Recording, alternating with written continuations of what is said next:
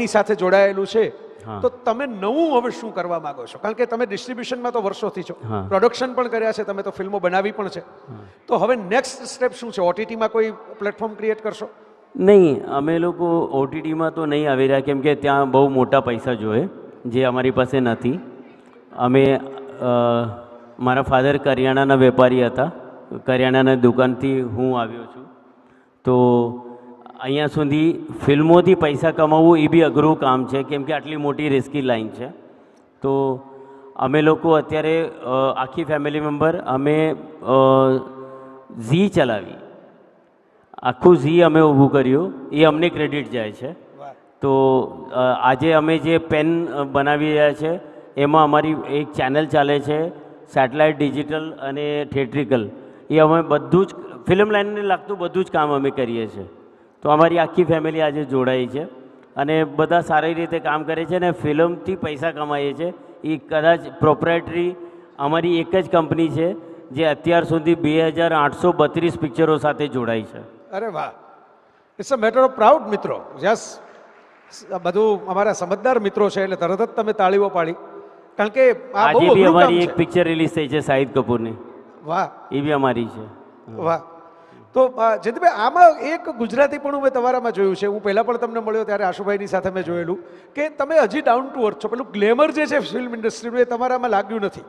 સામાન્ય રીતે આઉટસાઇડર જે બહારથી આવે એને તો બહુ ચમકદમકથી પ્રભાવિત થઈ જાય. તો તમે આ મૂળિયા કેમ મજબૂત રાખ્યા? કેવી રીતે રાખ્યા? કદાચ એ કહે છે કે કરિયાણાના વેપારી છે એટલે, કેમ કે આજે બી આપણો ધંધો સેમ જ છે. પહેલાં આપણે મતલબ એક અગર સમજો કરિયાણાની દુકાનમાં એક ગોણી આવતી હતી, થોડું થોડું વેચતા હતા. તો ફિલ્મ લાઇનમાં અમે એમ જ સમજીએ છીએ, આખી ફિલ્મ લઈએ છીએ અને થોડી ટુકડા કરીને વેચીએ છીએ. તો આપણે તો એ કરિયાણાના વેપારી જ છે. સરસ. પણ એવું ક્યારેય ન થાય કે તમે કરિયાણાના વેપારીમાંથી ફિલ્મ લાઇનમાં આવ્યા તો કોઈએ તમને આઉટસાઇડર ગણ્યા હોય કે આ ગુજરાતી છે, આ તો હિન્દી ફિલ્મોના માણસ નથી? એવું બને કે ગુજરાતીઓ ઘણી વખત હિન્દી ફિલ્મોમાં જાય તો એમ કે તમને તો હિન્દી ક્યાં આવડે? એવું ઘણા વર્ષ સુધી ગણ્યું. એકચ્યુઅલી આઉટસાઇડર લોકોને બહુ ચાન્સ ઓછો મળે આ લાઇનમાં સક્સેસ થવાનો. પણ અમે એટલી બધી મહેનતથી કામ કર્યું છે કે લોકોએ એક્સેપ્ટ કરવું પડ્યું કે હા, આ લોકો સાથે જેમ અત્યાર સુધી મારા કેરિયરમાં મેં બધા મોટા ડાયરેક્ટર સાથે કામ કરી લીધું. ડંકી અમારી હતી, જવાન અમારી હતી, RRR અમારી હતી, ગંગુભાઈ કાઠિયાવાડી. તો જેટલા મોટા ડાયરેક્ટર ઇન્ડિયાના છે, આમ જોવા જાય તો 10 મોટા માથા ગણી શકાય.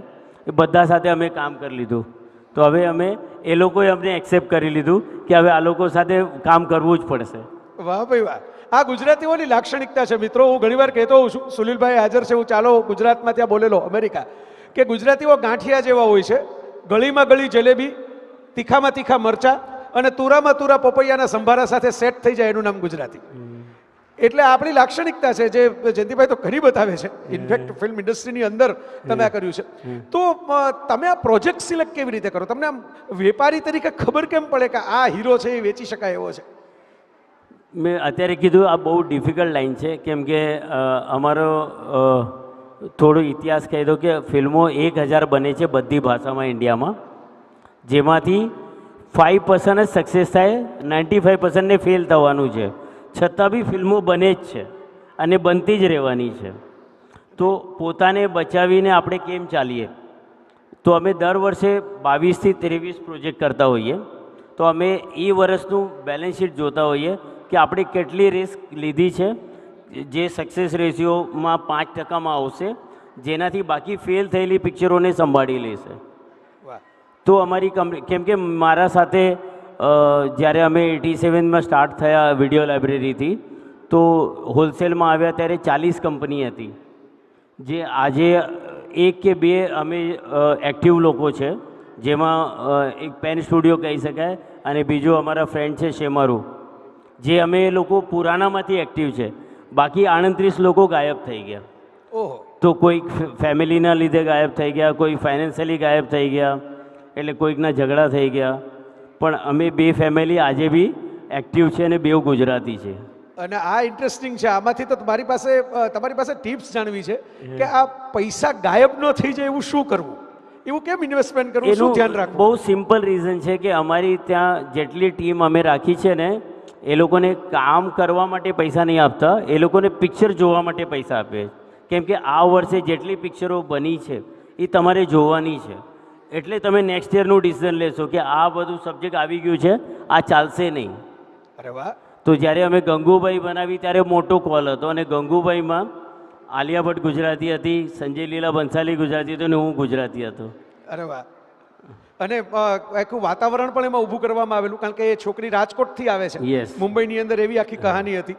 તો છેલ્લી બે વાતો આપણે કરી લઈએ.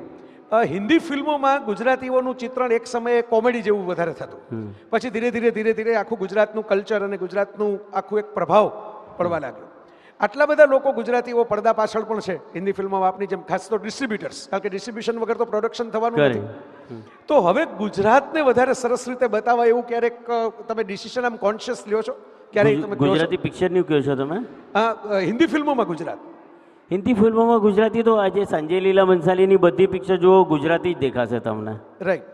એમને ગુજરાતનું કલ્ચર એટલું એટ્રેક્ટ કરે છે કે એમની બધી ફિલ્મોમાં તમને ગુજરાતી કલ્ચર દેખાશે જ દેખાશે.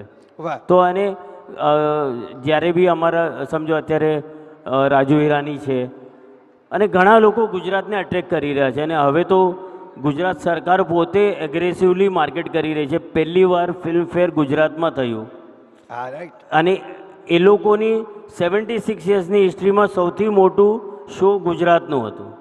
ઓહ વાવ, બહુ સરસ. તો પેન હવે ગુજરાતી ફિલ્મોમાં કે ગુજરાતી ફિલ્મોના ડિસ્ટ્રીબ્યુશનમાં, પ્રોડક્શનમાં?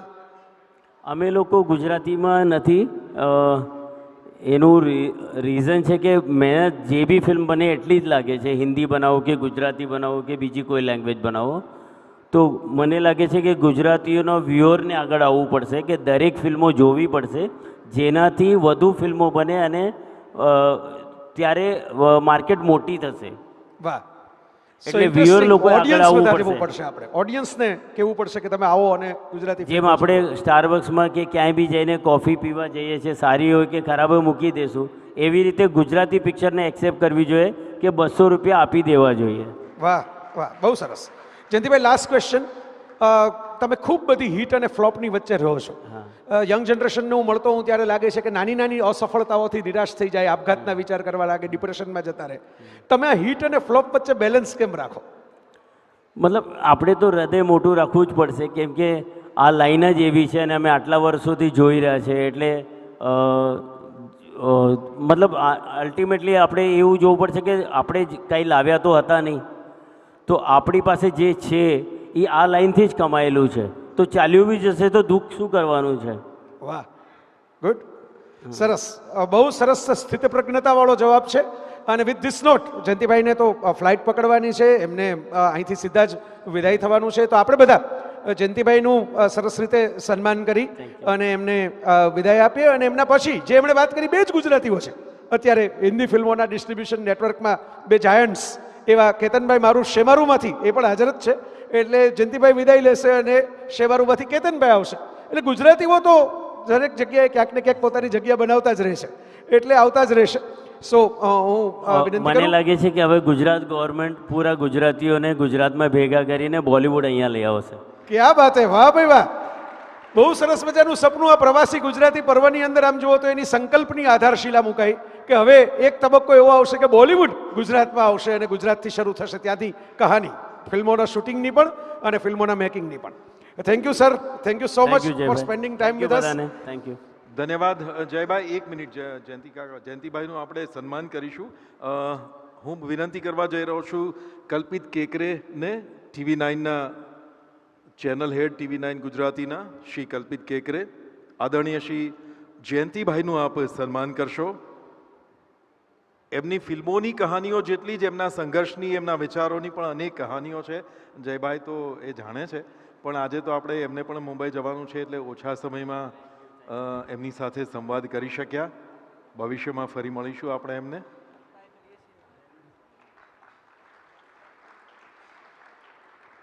ધન્યવાદ, આભાર શ્રી જયંતિભાઈ, આપનો આભાર.